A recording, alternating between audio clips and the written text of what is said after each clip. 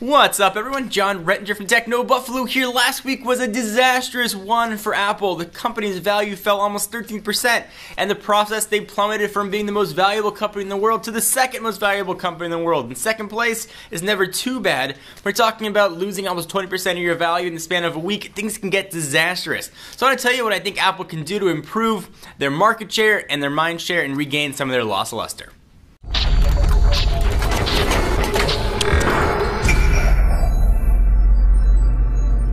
So real quick business background, what happened, Apple, as any publicly traded company in the US has to do, release quarterly earnings, and they missed estimates. They still put out about $350-ish billion of profits, but it wasn't what people expected, and their stock fell almost 60 points or $60 depending on how you want to look at it.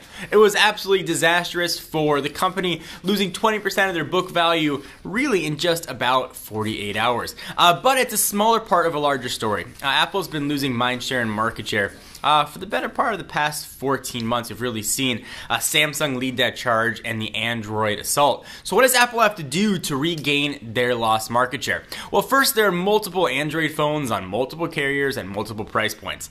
Apple is currently offering, at least from the phone standpoint, one phone. It's the iPhone 5. They've got older models that are available as well. But it's one phone on one carrier at the same price. Apple's being attacked from all angles, but they're only fighting straight ahead. So if Apple is interested in competing and regaining that lost market share, at least from a device standpoint, they either need to compete at the left end of the bell curve or the right end of the bell curve. They need to be at the low end of the price point or the complete high end of the price point. Right now, they're sort of on the higher-ish end. They need a lower-end entry phone that's unique and that's new, that's not just a rehash of last year's model. Now, they might not get the performance, they might not get the user experience that they've had in the past, but that's what people are looking for that lower-end price. They can get into the smartphone world, and most importantly, once they get an Apple device, even if it's at a lower price, they're going to start buying apps, and that's really Apple's secret sauce. You know, take the hardware, but buy all of our applications. They make a killing from the App Store. That thing is literally printing money. But the big story here is less of a hardware, it's more of the software standpoint. Since 2007, iOS has not really changed that much. It has become extremely stale.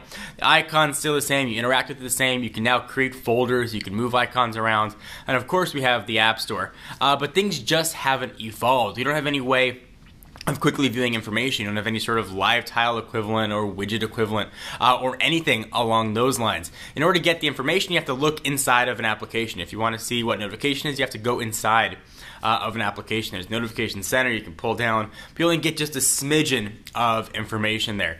The operating systems in particular that have been attacking iOS, so Android, and even BlackBerry 10 coming on and Windows Phone have evolved. Google's been really good about pushing out updates every 3 or 4 months, which I know for the consumer it's disappointing because your phone's not always going to get it, but they do bring new features, they streamline the experience, and Apple has not been doing that. Releasing a new phone every 8 to 10 months, you know, incremental software upgrades has been really detrimental to the company. Now we're seeing Johnny Ive take over iOS, and I'm really hopeful that the next version of iOS, iOS 7, is going to be a complete rethinking of what iOS can do. You can release tablets of different sizes, you can use last year's specs for an iPad mini, but what really is going to differentiate the product is the user experience, and Apple used to excel at that. In 2007, what the iPhone did was absolutely incredible. It was even impossible to imagine you could open up photos with your fingers and pinch to zoom and scroll from left to right. You had the whole browser in your pocket.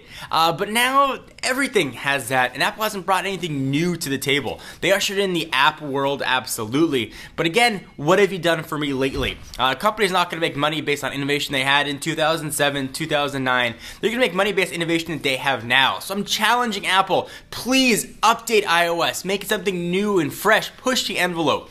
Do what you used to be good at. And when you are successful, Apple, it's making Android better. It forces Google to be better. It's going to force RIM and Microsoft to improve and step up their games. So Apple, please bring some updated software, bring some updated hardware, and let's go ahead and get back to where we once were. Do you guys agree, disagree? What do you think Apple needs to do? Try and keep the comments civil. Anytime we mention Apple or Android, they always erupt in a huge flame war. From a business standpoint, I'd love to hear your thoughts. I'm John Rettinger from Techno Buffalo. See you next video.